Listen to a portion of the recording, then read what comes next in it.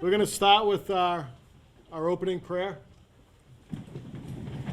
O God, eternal Father and everlasting King of heaven and earth, we render you acknowledgement of your supreme dominion over us in gratitude for your paternal solicitude and watchfulness. As we gather here in humble recognition of your divine providence, we beseech you to usher in our world of confusion and doubt the peace and tranquility which alone come from you. Bless and protect our nation.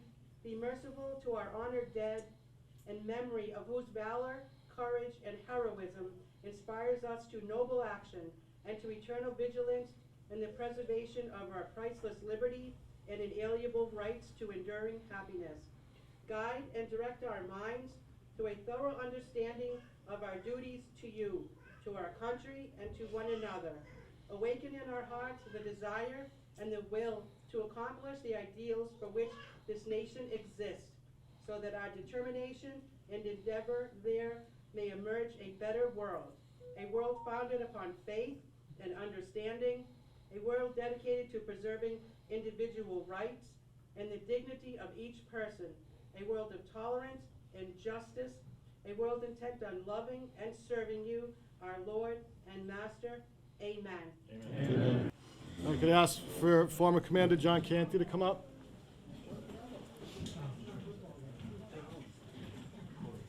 As you arrived for the memorial service today, you may have noticed a small table to my right in a place of honor. Please let me explain. This table is our way of symbolizing the fact that members of our profession of arms are missing from our midst. They are commonly called POW or MIA. We call them brothers. They are unable to be with us today, and so we remember them because of their incarceration. This table, set for one, is small to symbolize the frailty of one prisoner alone against their aggressors. The tablecloth is white, symbolizing the purity of their intentions to respond to their country's call to arms. The single red rose displayed in a vase reminds us of the families and the loved ones of our comrades in arms who keep the faith awaiting their return. The red ribbon tied so prominently to the vase is reminiscent of the red ribbon worn on the lapel and breast of those who bear witness to their unyielding determination to demand proper accounting of our missing.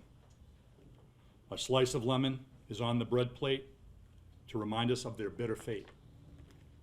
There is salt on the plate, symbolic of the family's tears as they wait. The glass is inverted. They cannot toast with us today. The Bible represents the strength gained through faith to sustain those lost from our country, founded as one nation under God. The chair is empty, for they are not here. Remember, all of you who served with them and called them comrades, who depended upon their might and aid and relied upon them, for surely they have not forsaken you. Thank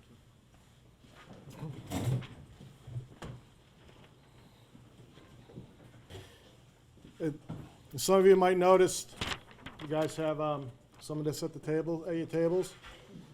This is from the Dudley Elementary School, grades 2 through 4. They did this for us, and we thank them for doing that. We appreciate it.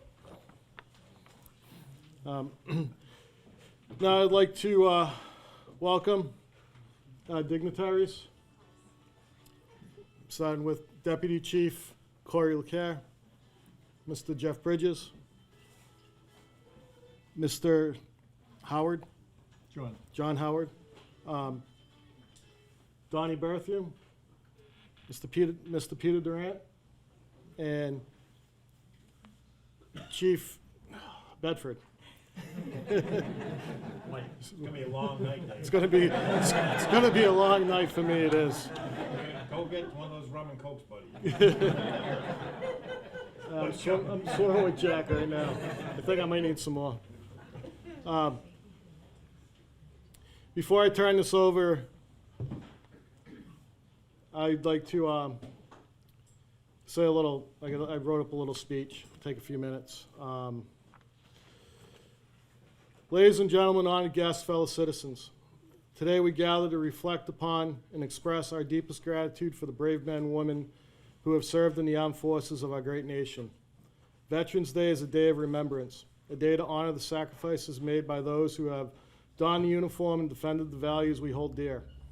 Today I want to share with you the significance of Veterans Day and more specifically pay tribute to the veterans of Spencer, Massachusetts and the dedicated members of Post 138. Veterans Day, observed annually on November 11th, traces its roots back to the armistice that ended World War I in 1918. Originally known as Armistice Day, it was later renamed Veterans Day to encompass the contributions of veterans from all wars.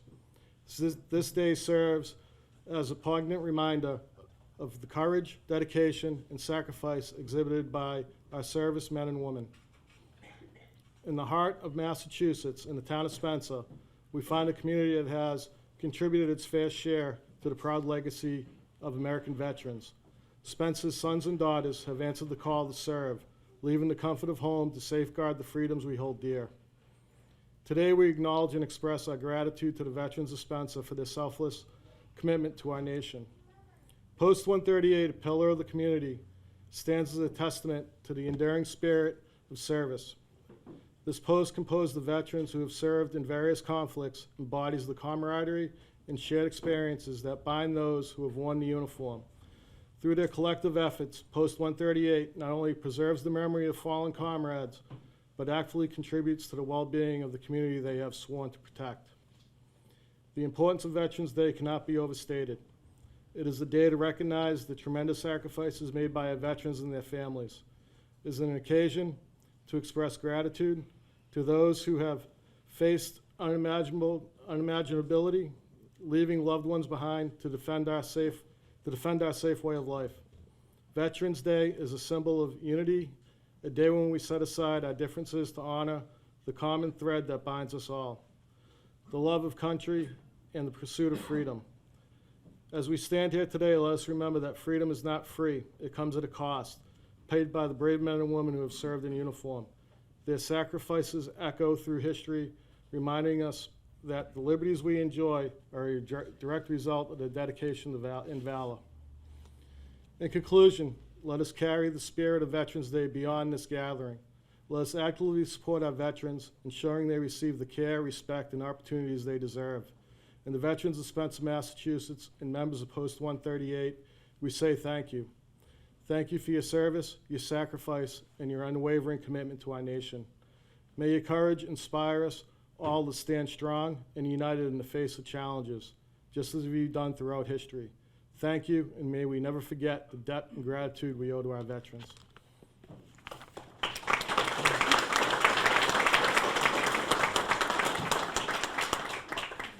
And with that, I would like to turn this over to Representative Donnie Berthium. This is Commonwealth of Massachusetts. It's a proclamation. So it's whereas since the Commonwealth's colonial days, thousands of men and women have served our country in defense of freedom and liberty. And whereas on November 11th, 1918, the armistice was signed in the forest of Compiègne by the Allied nations and Germany, ending World War I.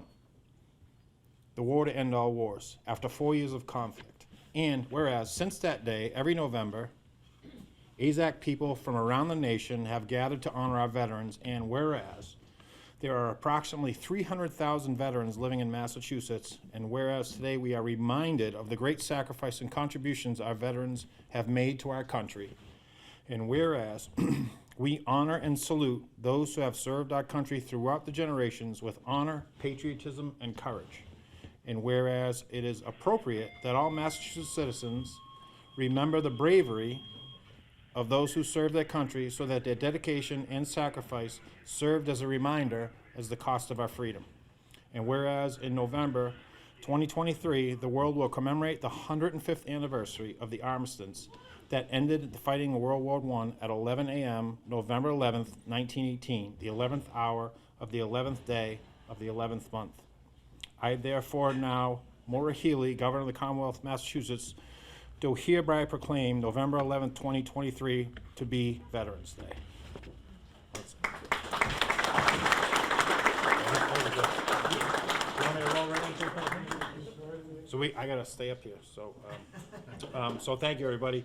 I will say, we gotta get out of here, because we've been at it since 8 o'clock this morning. We have a couple more things to do, and it was freezing today, so, but thank you to all my fellow veterans, especially all the Navy guys. See? We're Navy heavy here.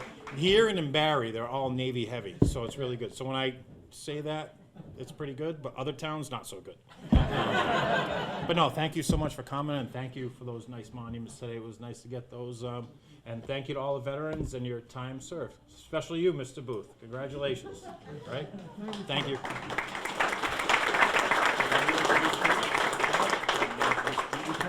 All right, so I guess I'm going to introduce our next member, which is our newest senator, newly elected, right? He outranks me now. So, Peter Durant. Good job. Thank you. So he says that now that I outrank him. But every other place we've gone today, because now that the district's We've been bigger, all day together. we've been together all day today, and it's been a long day. But he's everywhere he says he's told everybody now he's the senior member. So now he comes here and he says that. But it made me think about it, and I just I've been thinking about how long it is that I've been coming to this event, and it's been close to 20 years now that I've been coming since I was a selectman in town, and the faces have changed over the years, but one thing's remained the same is that this is a dedication to our veterans, and I thank you. For those that are wondering, Dad's 98 years old. He couldn't make it tonight, but he's still going strong as he can, and he's going to keep going as strong as he can until he can't. But so he sends his best wishes. But I just want to thank all of you for all you've done, and I want to thank you for voting for me on Tuesday. That was really good. The town did really good. But I am assuming that they did. But it's funny because once you go through an election, you never find anybody who didn't vote for you. But I'm grateful for that. But it does remind me as I kind of think about Veterans Day, the world's a dangerous place. We see that all the time, and since I've been coming here for 20 years, it's been a dangerous place. And since I've been in high school, it's been a dangerous place, and obviously for longer than that. But again, you veterans have been the rock that have kept this nation safe, that have made it possible for us to enjoy those freedoms that we have, and to just honor you for one day like this isn't enough. So, but we're here, and I want to say thank you to all of you for all the work that you've done and all that you've sacrificed. So, God bless you all. Thank you.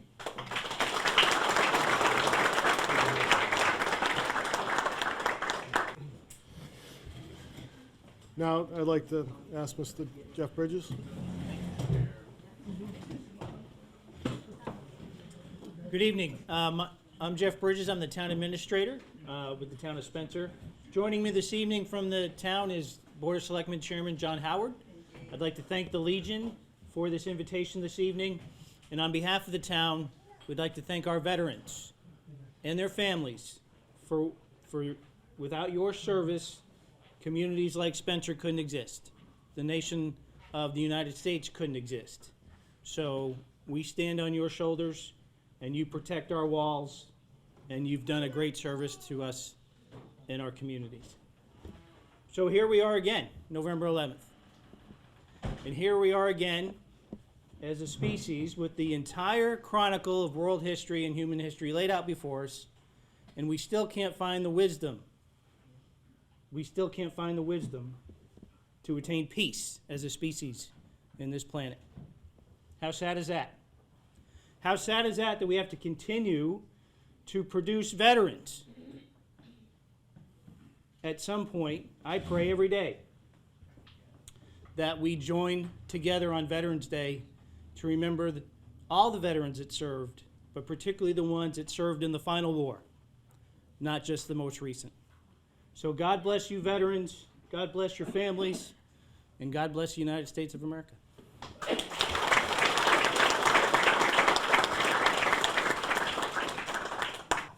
Thank you, Mr. Bridges. Now I'd like to ask Teresa to come up. to do a Quilts of Valor presentation. Quilts of Valor Foundation, and I know some of you know the story, but it's still interesting to tell everybody how it started. In 2003, Catherine Roberts had a son who was deployed to Iraq. And as any of you know, that your family was awfully tense, had all kinds of nightmares, was scared for you while you were deployed, but at the same time, you were scared while you were there. And one of the things that happened with Catherine was she finally managed to sleep one night for a couple of hours. She had a dream. It's a magical dream, and this story is true because if you go on the website, it's there. Catherine and I spoke about it when we met at a conference in Tennessee. However, she says that she fell asleep finally, ended up having to find herself in a magical dream, and she's walking through a forest. Now remember, I said he was in Afghanistan, so he's in a desert, magical dreams. So what ended up happening was she saw him sitting on a stump. He was depressed, he was despondent, and most of all, he was scared. He needed comforting, and she, as his mother, knew that. How do you comfort somebody? What you do is you grab them and give them a great big hug. In Catherine's dream, she did that, but in her magical dream, she also had a blanket in her hand. So she knew when she wrapped that blanket around him that she made him feel somewhat better. She couldn't take all the fear away, and she couldn't take all the anxiety away, but she could try, and she knew when she woke up the next morning that that was going to be her mission in life. Catherine got together with her ladies, and they started to make a few quilts.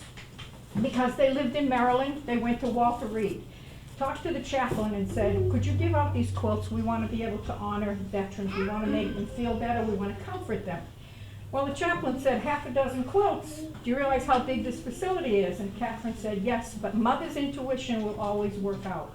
So he gave them out, called her the next day and said how many and how fast, and that's what started the Quilts of Valor Foundation in 2003.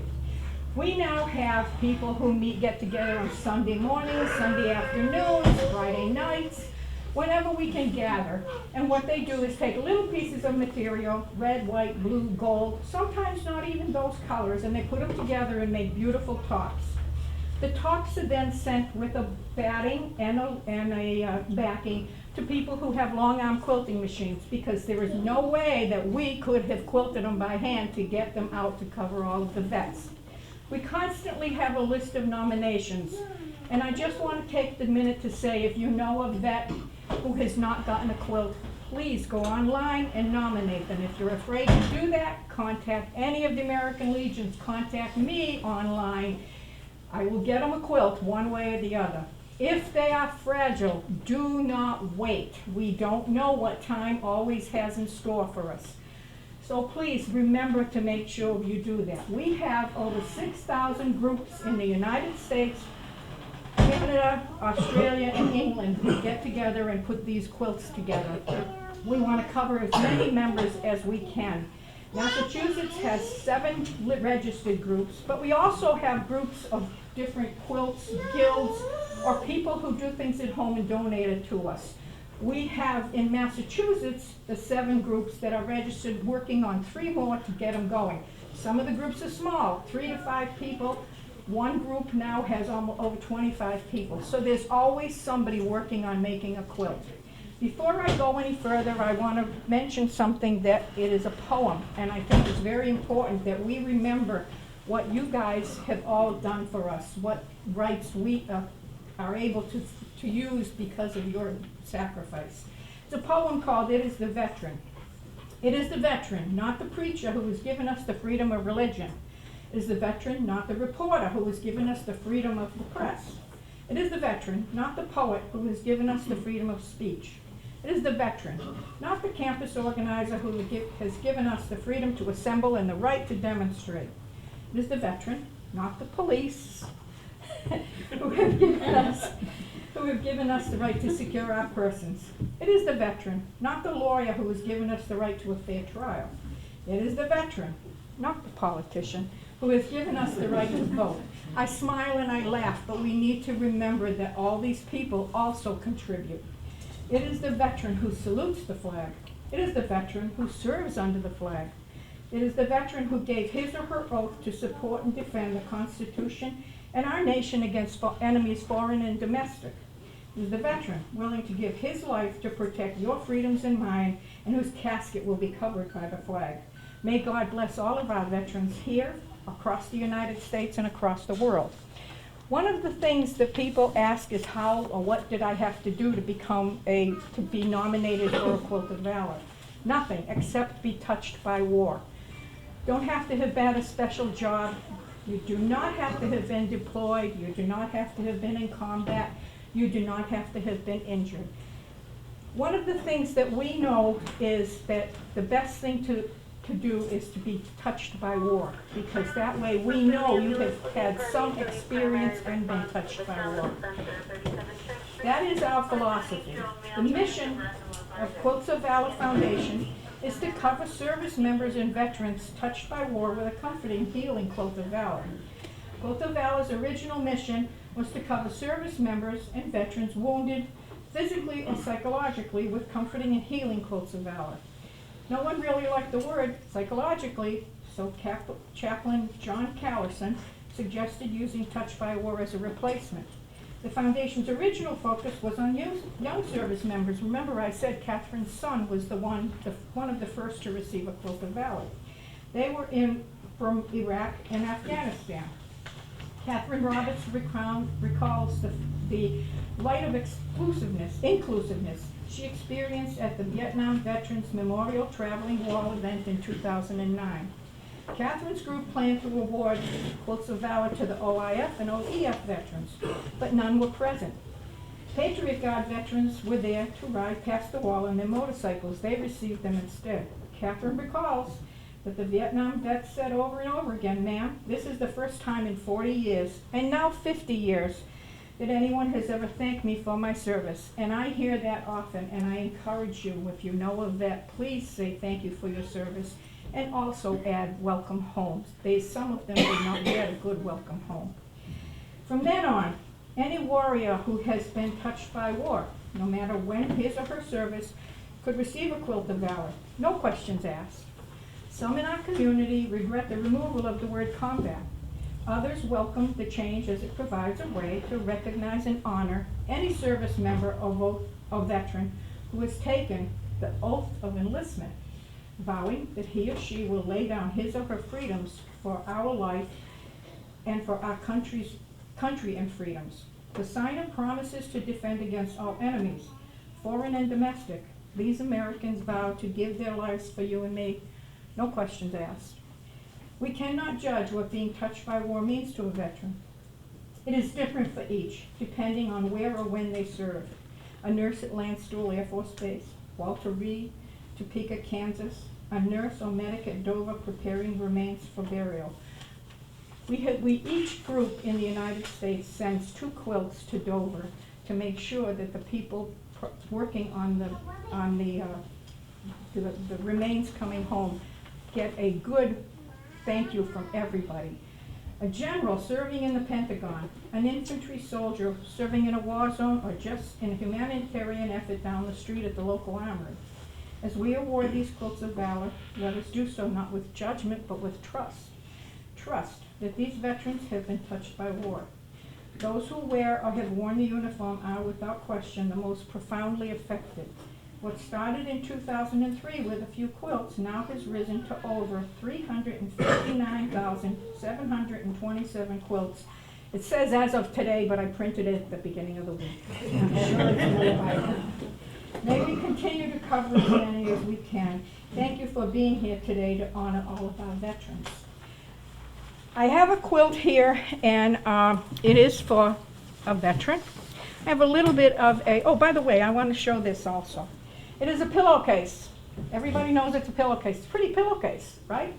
The thing is that I was told, and I think there might be a gentleman here who told me that when one of the things that happened was when Catherine was sending them overseas, they couldn't be put like in a camouflage bag or something that was a certain color. They wanted them identified. So what they did was they put them in these, what we call pillowcases. So then it was then known as a presentation case.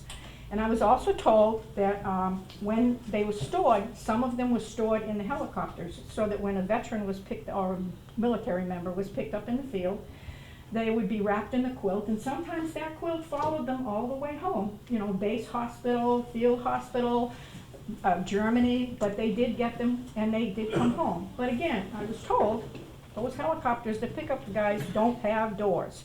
So paperwork goes everywhere. So finally somebody smartened up and used it as a place to put all the paperwork. So it also became a document holder. When the vet receives his quilt, he can use the quilt all he wants. I recommend that you don't hang it in the closet, don't hang it on the wall, don't put it in a box or in a cedar chest. It's made to be used. That's what we did all this work for. Put it on the sofa, put it in the, on the bed, put it on the recliner. Spill your drink, spill your soup. If the sandwich leaks, that's fine. Put it in the washing machine because they are totally washable. When it comes out of the dryer, it's going to feel like the quilt that Grandma made for you. So please remember, use the quilt.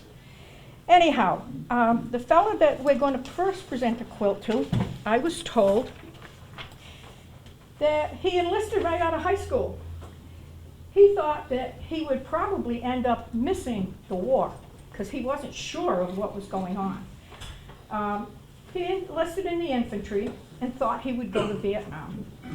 When he was in the AIT, he was known that he also saw a lot of stupid duties and he just didn't want to get away with them all the time, so he just managed to get through it.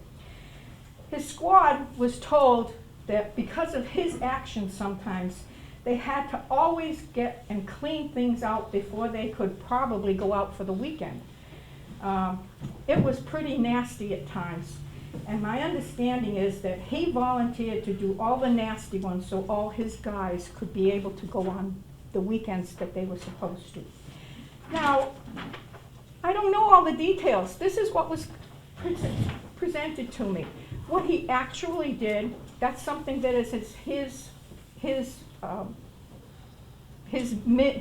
mission in life. That's the only ones that I can come to. However, I would like to give him a quilt, and I would like to honor him and to tell him that we honor his service. Mr. Alden Stanley, can you come up here?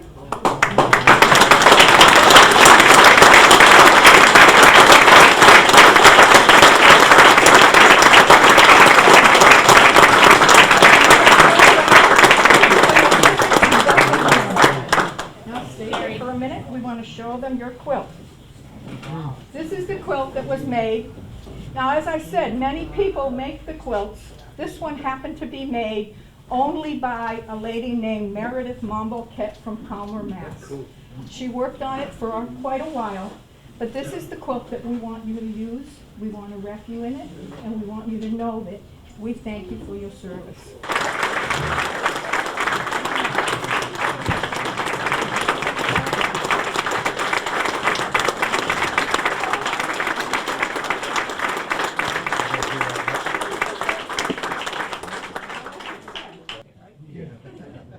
Alden Stanley, United States Army, November 11, 2023. This is an honorary $300,000 Quilt of Valor award. The Quilts of Valor Foundation wishes to recognize you for your service to our nation. We consider it a privilege to do so, though we may never know the extent of your sacrifice to protect and defend the United States of America. We award you this Quilt of Valor as an expression of gratitude from a grateful nation. Signed by Lori Thompson, the Executive Director, and myself, Teresa Peralt, the Massachusetts Coordinator. So again, thank you so much for all your service.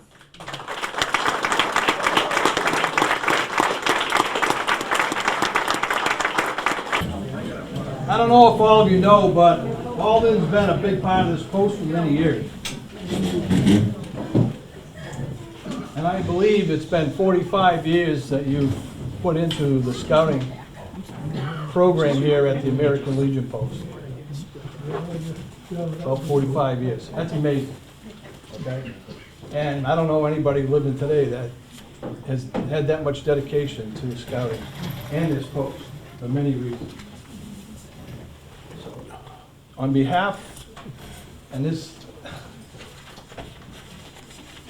citation of appreciation, I guess I need glasses too.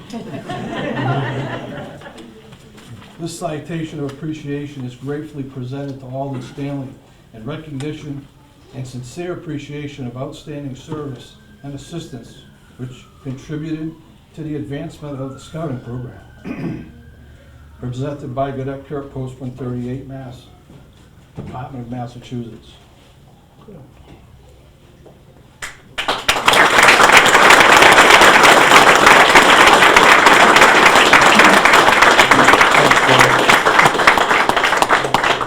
Alden, you've been an inspiration to all of us, including myself. And I don't know what else I can say about that without losing it, but you've been a backbone to this place for years, and every time we need something, he's always there. And I thank you for serving our country too. And that's the least I can say.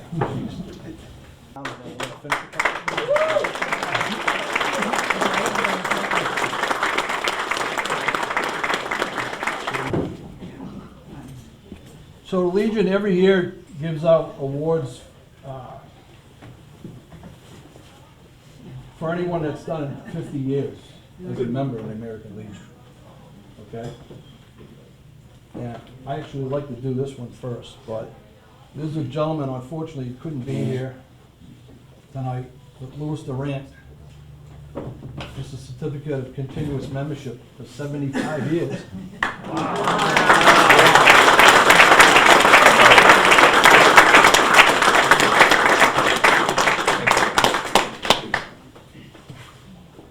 Our 50-year members, Donald here.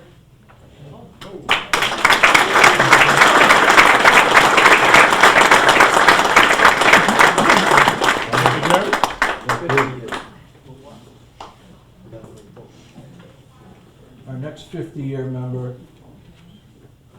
Gerald Latown, who's not here. My brother. Yeah, great.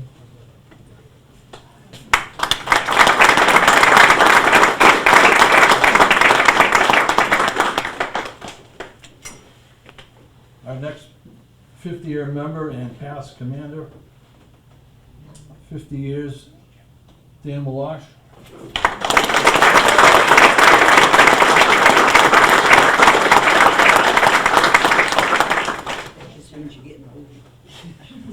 This gentleman is been in and out of this place for 50 years also. But he lives down at Cape right now, so unfortunately he's not here tonight, but he does frequently pass through when he can. Tom Parker.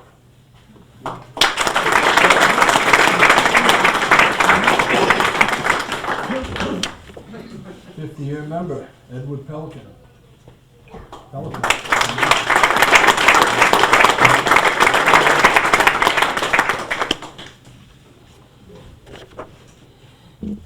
Our next 50-year member, Gilbert Dion.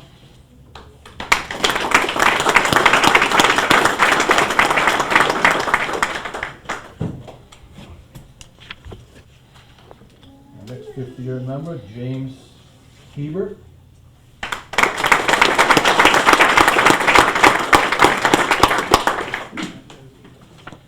And our last 50-year member, I believe that's the last one, Robert LaPratt.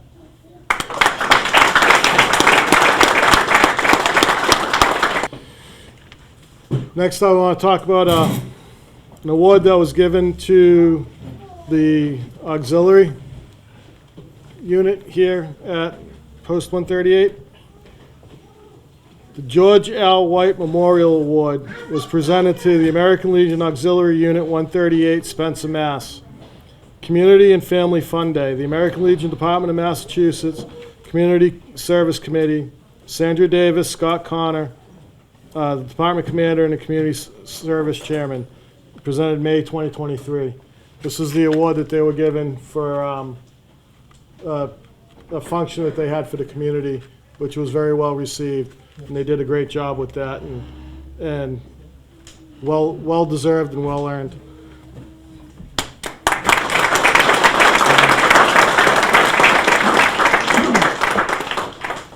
Now, if I could ask Ms. Teresa to come back up for another Quilts of Valor. The second fella that I have, or I should say the second military member that I have, I was told that okay, I don't have all the enlistment stuff on here, but he's waited a long time for his quilt. The nomination was put in quite a while ago. Kind of got lost because they started a new technical stuff on the system. But Scott Wheeler was in the Navy. He was E4. And why don't you come on up here so we can talk to you.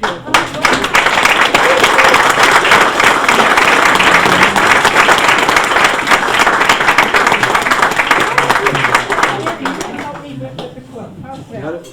Extra pair of hands. This is what it looks like first. Lots of color, and it's big enough so you can share. Yeah? Thank you. Now, if you turn around, we can get a picture. I can't reach.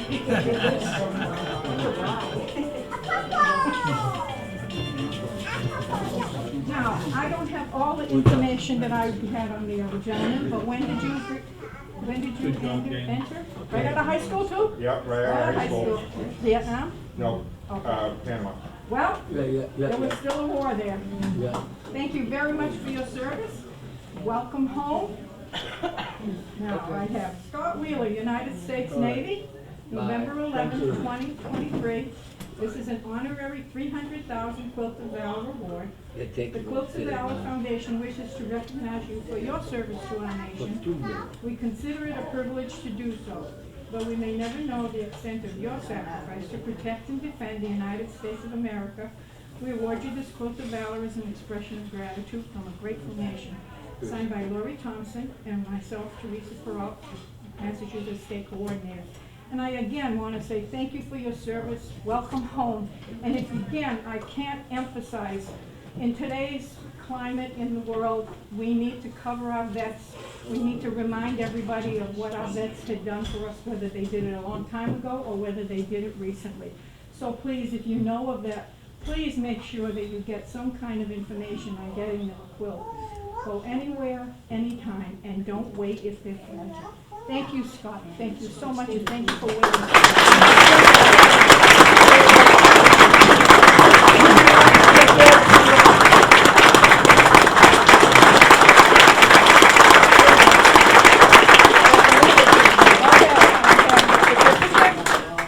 And I have the quilt. Thank you.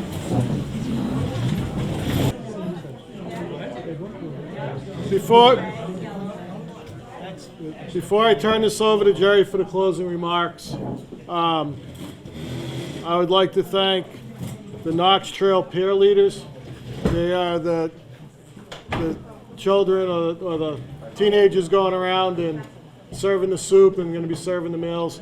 I'd like to thank them and appreciate them coming here to help out and do what they're doing. It is very, very helpful.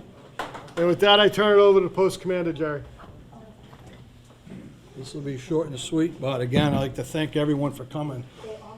Today isn't only Veterans Day to me. This is something that should happen all the time, but I love when we all get together, all of us. And we should do more of it. So in honor of all our veterans and everybody who sacrificed their lives for us to be here, gonna have a great meal. And thank you all for coming. Peter, everybody. It's always a pleasure. Everyone, please stand for the closing prayer. Almighty Father, we thank you for so many things. Above all, our great United States and your spiritual blessings. Help us not to take them for granted. Many of our men and women have sacrificed their lives and their health to preserve the freedoms of our nation. May their efforts not have been in vain. Help us to daily reflect on all that we have to be thankful for and to praise you daily in our prayers for being so good to all of us. Amen. Amen.